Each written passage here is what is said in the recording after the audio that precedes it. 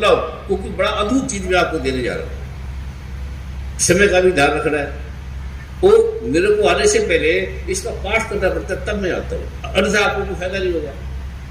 तो इसलिए जो मेरे को टाइम लगा, मैं दिल्ली से चला, तब तक पढ़ता रहा, पाठ करना होता। पहले 4 बजे उठना पड़ता है, फिर पाठ करना पड़ता है, फिर यह आने से पहले करना पड़ता है, वरना आप ठीक नहीं होंगे और पैसे भी नहीं लेना होता। और आपको तो मैं आधे घंटे का पाठ देता हूँ सुबह शाम, बस आधे घंटे में इतना मिलेगा, ईमानदारी का, ठगी का नहीं, खूब ऐश मिलेगा। सौभाग्य, पति बदलेगा, सौभाग्य बदल जाएगा, लड़ाई नहीं होगी। और यहाँ कोई सौभाग्य नहीं किसी का, कोई स्त्री सुखी नहीं है ही नहीं, कोई स्त्री सुखी है तो हाथ खड़ा करो।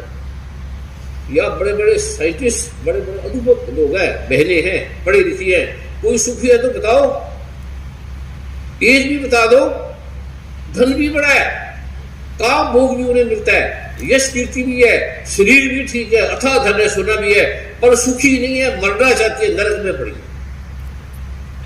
तो बहन ऐसी नहीं है तो हाथ खड़ा करो, सही नहीं।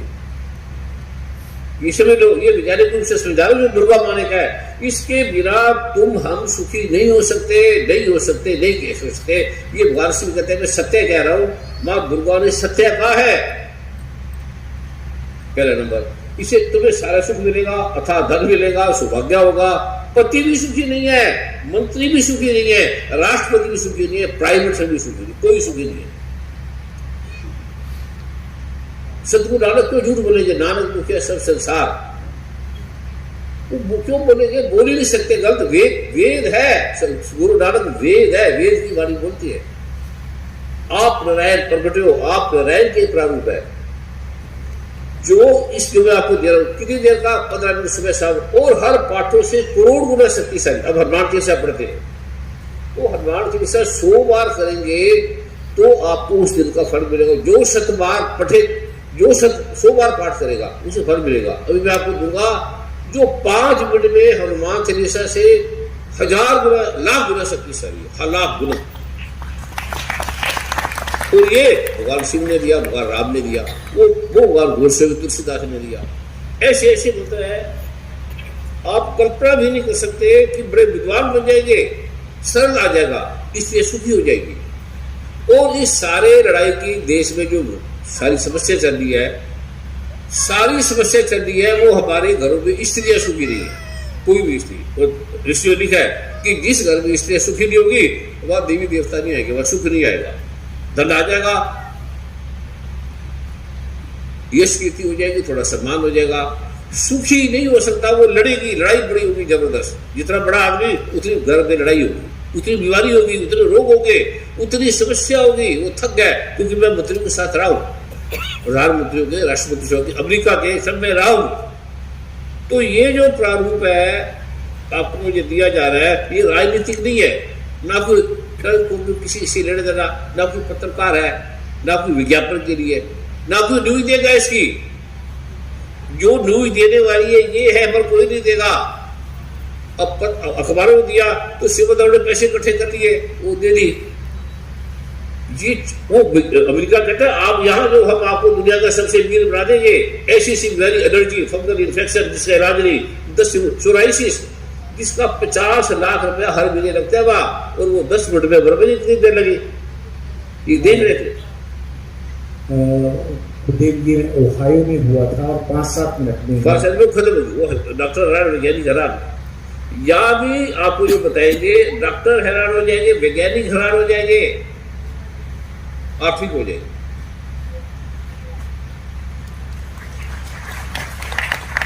आरोग्यता आ जाएगी, अथाह धन, संपत्ति इतनी मिलेगी आप सोच नहीं पाएंगे, संपत्ति इतनी मिलेगी आप उठा नहीं पाएंगे। और सबसे मुश्किल चीज है मुक्ति। मुक्ति किसी के पास नहीं है, ना भगवान राम के पास। भगवान राम खुद अवतार लेते हैं, जन्म लेते हैं बार बार। भगवान कृष्ण भी अवतार है, राम है, कृष्ण है, महाकरुणावान है, दयावान है। तो ना भगवान शिव, भगवान ब्रह्मा जी की आयु कई करोड़ों साल है, रावण की आयु 60,000 साल की, रावण की। और बिना क्या, सोने की लंका, बड़ा यश कीर्ति, अथा स्त्रियां, अथा सुख शांति, और नाम जीरो नहीं। नाम जीरो नहीं, उसका अगर नाम भी ले लो तो घर में दुख आ जाएगा। गलत आदमी का नाम भी ले लोगे आपके घर में दुख आ जाएगा।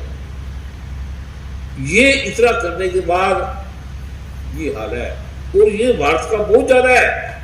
अब जो आने वाला जो वायरल है कीटाणु है वो खा जाएगा सबको। ये दुर्गा माँ ने कहा है जो ये करेगा वो कीलन स्किलन सपुदार परिहार, वो किसी ब्राह्मण को नहीं पता, किसी को नहीं पता। जब मैं राष्ट्रपति को दिखाई वो हैरान हो गए, कहते मैं तो पाठ करता हूं। मैं करते हो तो आपको कुछ नहीं मिला, कहता हाँ नहीं मिला। तो फिर शंकराचार्य जी ने बुलाकर राष्ट्रपति को बुलाया और फिर उनको दिया, और फिर वो आज तक करते हैं। उन्होंने कहा कि जो ये करेगा उन्हें अपने कार्य के लिए कोई मंत्र की जरूरत नहीं, दवाई की जरूरत, रोगों के लिए कोई दवाई की जरूरत नहीं, और कोई साधन की जरूरत नहीं। ये पेज नंबर 37 में लिखा है, पढ़ लेना, कर जाके मंगा लेना गीता प्रेस गोरखपुर की। तो लोगों ने पूछा कि इतने धर्म है, इतनी चीज है, इतने लोग हैं, इसमें श्रेष्ठ कोर्स है। मेरी आत्मा यहाँ जाएगी, वहां जाएगी, कहाँ जाएगी? किसी हमारी आत्मा को नहीं पता। किसी को पता है तो बताओ, हाथ खड़ा हो जाए। किसी को आत्मा का ज्ञान है, आत्म ज्ञान है, और आत्म ज्ञान होता ही नहीं। ज्ञान किसी को, दूसरे को। तो आत्मा का ज्ञान दूसरा थोड़ी कर सकता है। कोई विद्वान है, डॉक्टर है, साइंटिस्ट है, बड़े बड़े ब्राह्मण है, पंडित है, ऋषि मुनि है, गुरुद्वारों के, मंदिरों के, मस्जिदों के यहाँ पर है, किसी को पता है आत्मा का, रूह का, खुदा का। इसमें नाम बोलने में, इनकी गरिमा का वर्णन करने में, इनकी कुशलता का, इनके त्याग का, एक को कई समय लगेगा। तो इतने प्रतिभाओं के स्वामी है। पर मैं शख्सियत में जिनके नाम मुझे समझ में आ रहे हैं, क्योंकि वर्मा जी ने अपनी भाषा में लिखा है, और कोई गलत बोला जाए मुझे क्षमा कर देना। तो मैंने इनसे बताया कि कौन है, मुझे उनके नाम तो दो। अब जब हम बहरीन में गए या अमेरिका में गए, संसद में गए, जहाँ भी गए, तो वो उनको बुलाते हैं, उनका सम्मान करते हैं, हर टेबल पे मेज पे उनका नाम होता है। तो यार ऐसा कुछ नहीं किया गया, तो आपको ऐसे आगे से करना चाहिए वर्मा जी। ठीक है, जो आएंगे उनका नाम सम्मान से, किसी को बैठे, किसी को आपने चेयर दे दी, किसी ने आपको कुछ नहीं दिया। तो ये तो बहुत बढ़िया है। तो ये एक अपमान है, फिर तो ये ना करो। ठीक है क्या? अब आप बोलने वाले, आपको बीच में बैठा दिया जाए, कई बीच में बैठाया जाए, जज जाए उनको। जिस राष्ट्रपति का आपको पता है कितनी बार साधारण रूप से आते बैठे, आप स्टेज में थे। तो अमेरिका में अगर हमें बुलाया तो कितनी बार वो आके साधारण रूप में बैठते थे, हमें देखते थे, लोगों को देखते थे, समझते थे। तो ये लोग ठीक हो गए, तो ये कैसे हो सकता है? कैसे चला गया? कोई कहता है मेरी आंखें, कोई कहता है मेरे कान बह रहा था, ठीक हो गया। तो कहते हैं क्या मतलब, ये झूठ तो नहीं है, क्योंकि जगत में झूठ के अलावा कुछ है नहीं, सारे जगत में झूठ के अलावा कुछ नहीं है। वो कहते हैं कैसे हो सकता है? फिर लोगों को पूछे, इंटरव्यू लेते थे, कहते हम ठीक हो गए। फिर वो बार वो रोका लेते थे, इंटरव्यू लेते थे, बड़े बड़े लाखों लोग होते थे, बैठे होते थे, उनको पीछे से बैठ के सब पूछते थे। टीवी चैनल वालों ने देखा, तो उन्होंने देखा कि अल्टीमेट की ये बिल्कुल ही जो लोग कहते हैं वो सच्ची बात कर रहे हैं। कोई नेता की तरह नहीं पैसे लेके बुला लिया या ट्रक भर के ले आए, ये ऐसा ये निकृष्ट कार्य है, निम्न कार्य है। ये उसमें सत्यता नहीं आती। वो हमारा जो कार्य है ये धर्म का कार्य है। धर्म में पहला मार्ग है, आपको सत्य पे चलना पड़ेगा, तो धर्म आपके साथ चलेगा, वरना धर्म आपके साथ नहीं चलेगा। सत्यम शिवम सुंदरम, सत्य है तो फिर आप शिव हो गए। ये जो मैं आपको दे रहा हूँ तो प्रवचन नहीं है कोई, मैं वैज्ञानिक रूप से आपको बताऊंगा ये आपकी बीमारी है, ये आपकी ठीक होगी। प्रवचन का नहीं है, कथा का नहीं है, कथावाचक का नहीं है। कथावाचक एक महान संत होते हैं, उसके बारे में बताते हैं। तो मैं उनकी तरह महान नहीं हूँ, मेरे को इस प्रकार का कथा करना नहीं आता। मैं चिकित्सक रहा, भारत के राष्ट्रपति, प्रधानमंत्रियों का, अमेरिका के, कनाडा के, अमेरिका के ऐसे ऐसे लोग आए। तो मैं उस ढंग से चिकित्सक जो दृष्टि है वो चिकित्सक की तरह, पहले मैं नहीं मानता था आत्मा परमात्मा को, ये मूर्ति पूजा को, माँ दुर्गा को, कृष्ण भगवान को, राम को, तो मैं मानते नहीं था। तामसी वृत्ति का था, सभी जैसे तामसी है, पाप करो कुछ नहीं होता, जो मर्जी करो कोई फल कोई नहीं है। तो फिर मैंने धीरे धीरे देखा, लोगों को देखा, अपने दुखों से देखा, तो ये तो ठीक नहीं है।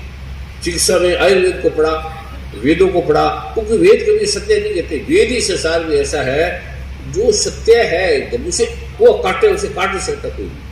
ग्रंथ सब वेदों से आए, कुरान पाक मैंने उनको बताया कि तुम्हारी कुरान पाक जो अल्लाह है ये वेद से है, अनेक वेद में दिखाई ये सारे आप ला इलाहा इल्लल्लाह मुहम्मदुर रसूलुल्लाह ये वेद से है, उनको दिखाए, वो हैरान हो गए। मैंने कहा कुरान में तुम्हारी कोई चीज नहीं है, और उनको दिखाए वेद। जैन धर्म में सभी धर्मों में मैंने उनको दिखाया कि मैंने अध्ययन किया, मैंने बड़ा अध्ययन किया श्री गुरु ग्रंथ साहब में। तो मैंने कहा एक भी शब्द गुरु ग्रंथ साहब का नहीं है, ये सारे वेद उपनिषदों से आया हुआ है।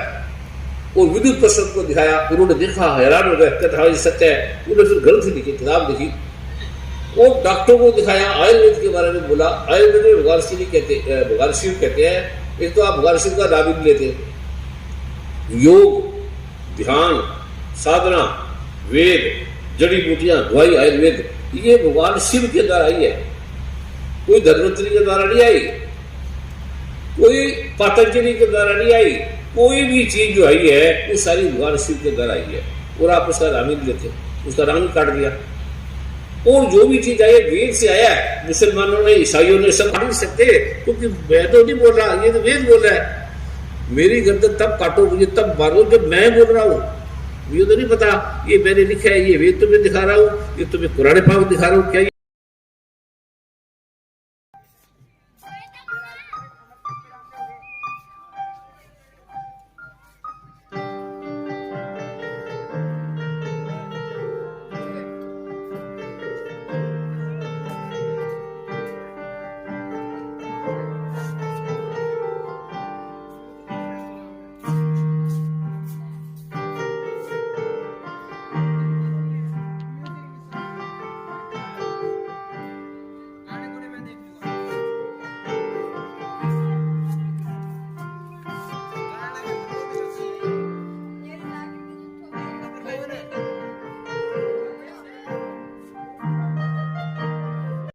वासियों की तरफ से स्वामी जी का स्वागत करता हूं। और साथ ही जिस प्रकार मेरा तो प्रथम बार स्वामी जी से मिलना हुआ, उनके दर्शन हुए, जिस प्रकार इन्होंने भाई पाठ के माध्यम से, पूजा के माध्यम से, मतलब भारत देश ही नहीं पूरे विश्व के अंदर करोड़ों व्यक्तियों का इलाज किया है, उसके लिए मैं इनके चरणों में एक प्रणाम भी करता हूं। और एक बात और कहूंगा, स्वामी जी आज के युग में गरीब आदमी इलाज नहीं करा सकता। आज के युग में हर एक व्यक्ति नानक दुखिया सब संसार। आप जैसे संत बैठे हैं जो सब कुछ होते हुए भी, मुझे आपकी हिस्ट्री पता है, आपके घर के अंदर हर प्रकार की खुशियां हैं, कोई धन की कमी नहीं है, पर आपके मन में एक टीस है कि मैंने जनता का कल्याण करना है और जनता के बीच भक्ति भाव लाना है और बिना दवाई सबका इलाज करना है। उसके लिए मैं हरियाणा की धरती की तरफ से, हरियाणा की तरफ से आपका बहुत बहुत स्वागत करता हूं।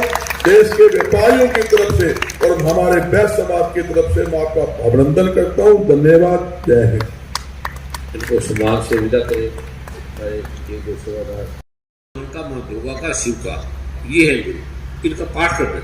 गुरु जी जो बार बार ये कहते हैं कि कृष्ण भगवान का है, शिव जी का, दुर्गा का है, ये हम सब ने माना, इसे एक्सेप्ट किया, लेकिन हमारे पास कोई माध्यम नहीं है कि हम उनसे डायरेक्ट ले सके। गुरु जो होता है परमात्मा और मानव के बीच का वो माध्यम होता है, जो परमात्मा के संदेश को हम लोगों तक पहुंचाता है, परमात्मा के आशीर्वाद को हम लोगों तक पहुंचाता है। इसलिए गुरु का स्थान माँ बाप से भी ऊंचा होता है। माँ बाप सिर्फ लालन पालन पोषण करते हैं, लेकिन गुरु जो मार्ग दिखाता है वो अपने आप में अद्भुत होता है। जिस विषय पर मुझे गुरुजी ने आदेश दिया है वो इतना है कि ये विषय मैं कई बार इस मंच से, इस पवित्र पावन मंच से कह भी चुका हूँ, और ये कहने से पहले मैं हिसार के उस पवित्र पावन अग्रवा धाम को नमन करना चाहता हूँ। आज उसकी छत्र छाया में उस भूमि पर खड़ा होकर मुझे बात करने का अवसर प्राप्त हो रहा है।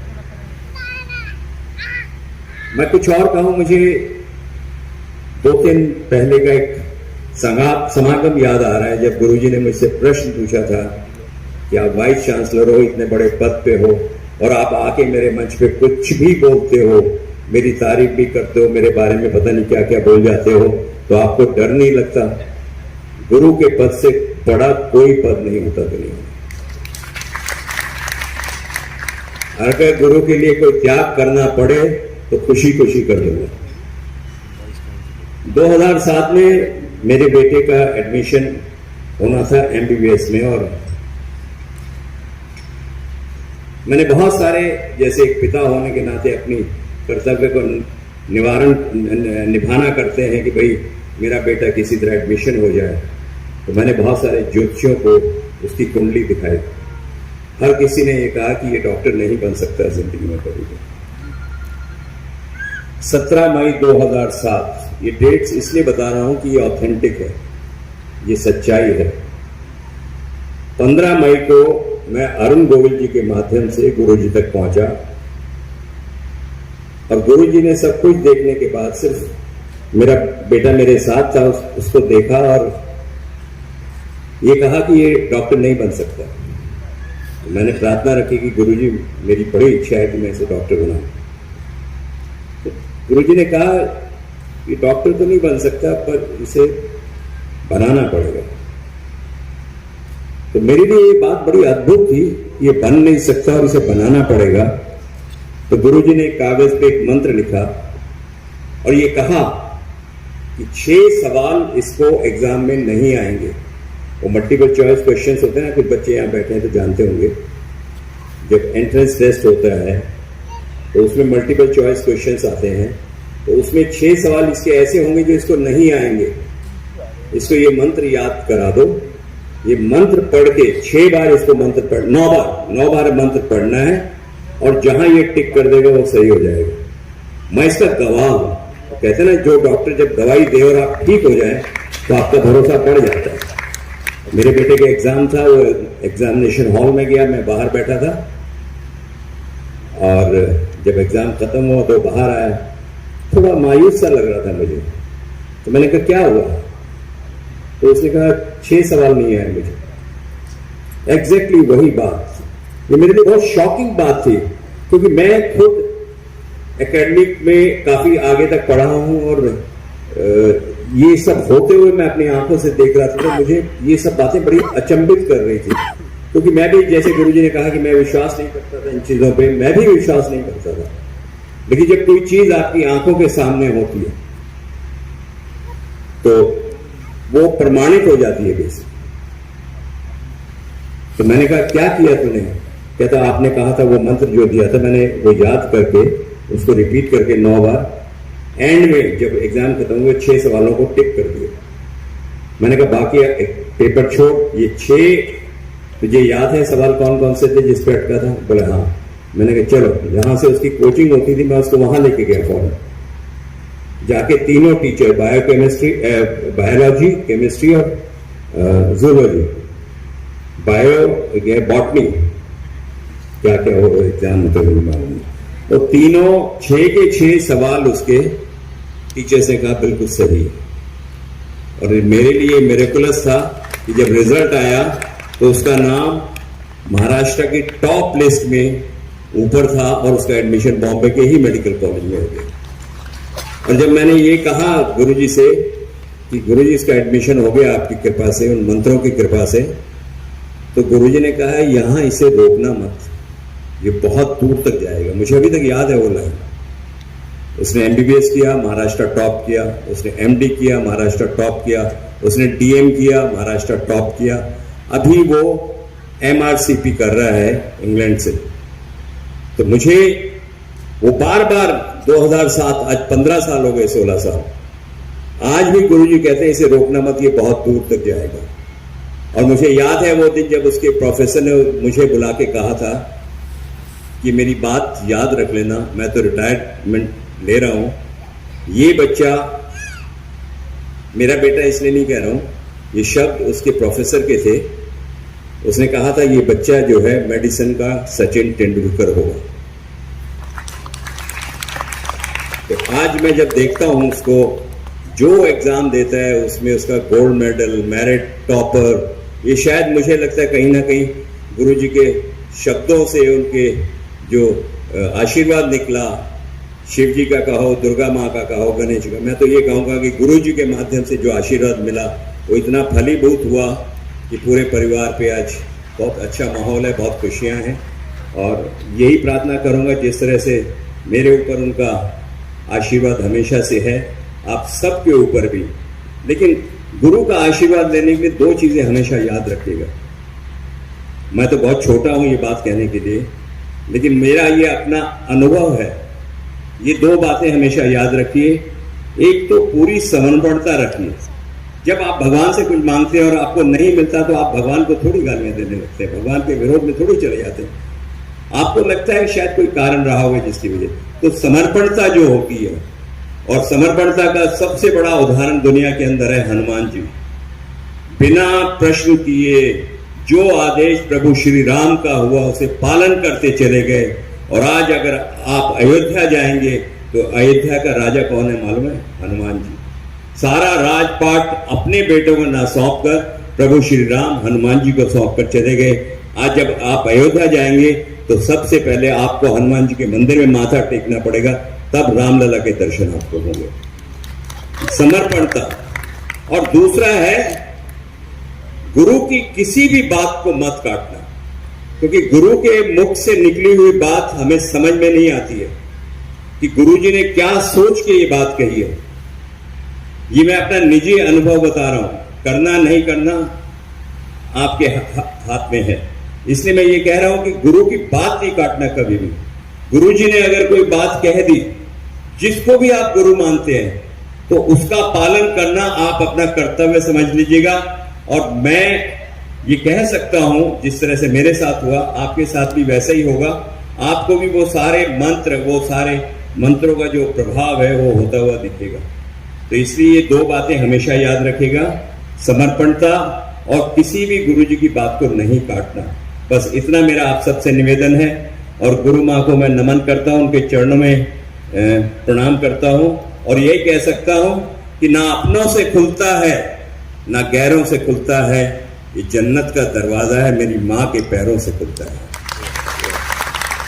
एक प्रार्थना और है हम सब की ओर से, क्योंकि भगवान युधिष्ठिर की जो महाभूमिका आपने की वो हम सबके हृदय में अंकित है। उसका एक संवाद किया।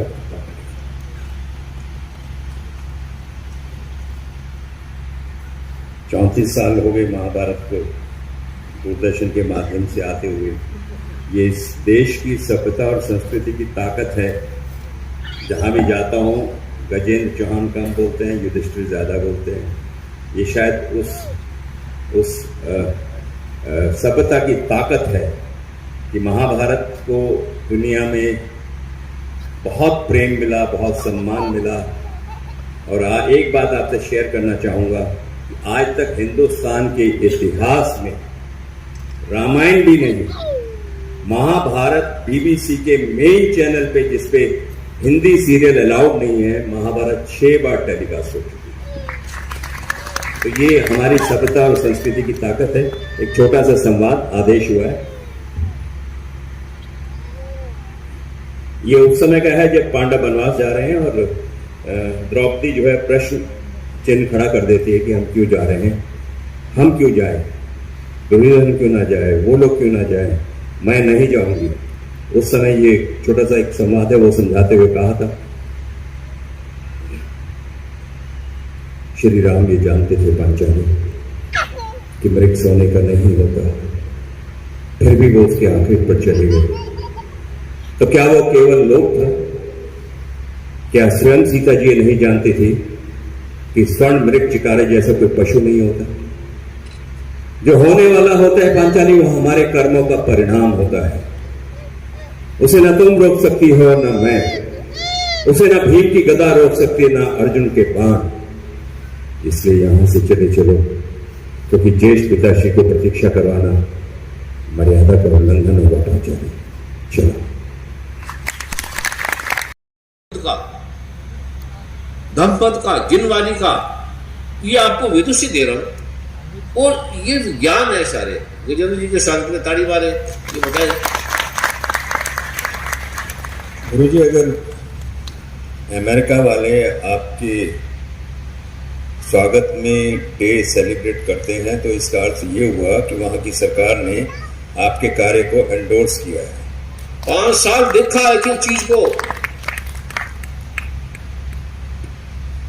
आपके कार्य के प्रभाव को उन्होंने माना है, तभी जाके, क्योंकि अमेरिका और इंग्लैंड वाले तो ऐसे हैं कि वो अपनों का डे नहीं मनाते हैं। दोनों सदनों ने, इंग्लैंड के दोनों सदनों ने, महारानी सारों ने मिलकर सम्मान किया। हम सब के लिए बहुत सौभाग्य की बात है।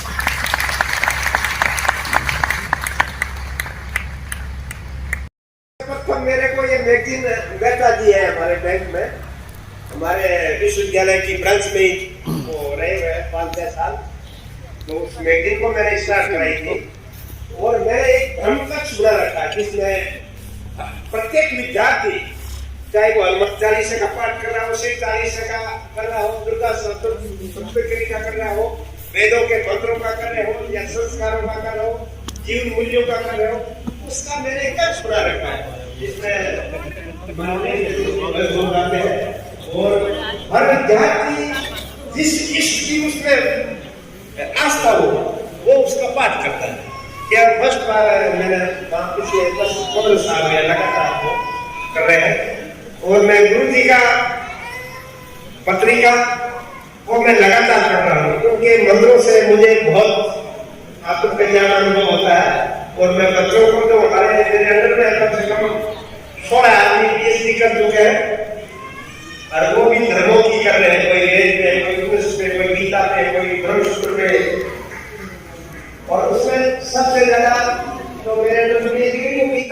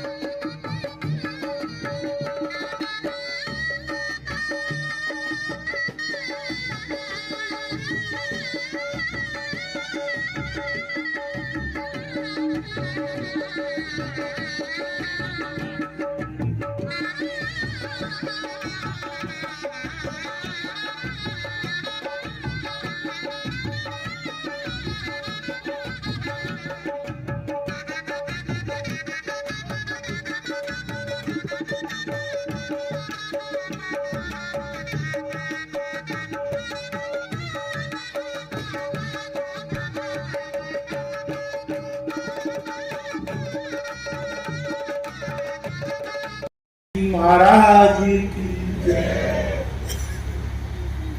अमृत ग्रहण करने आए हैं, मां दुर्गा जी की कृपा का महापाठ ग्रहण करने आए हैं।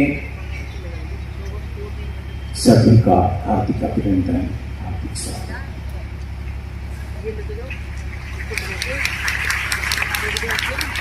आप सबके मन में भाव है परम पूज्य सतगुरुदेव जी, परम पूज्य गुरुमा जी को पुष्प अर्पित करने का।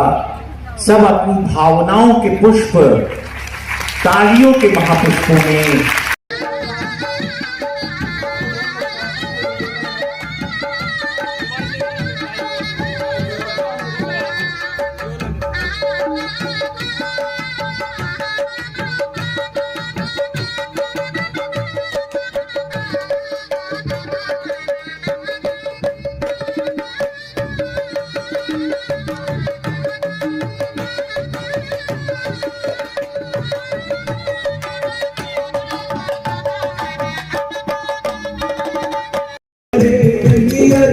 प्यास है, एक तमन्ना एक नरो काम जाने, करेगी मुझे पूरी गाड़ी तू जाने तारो काम जाने।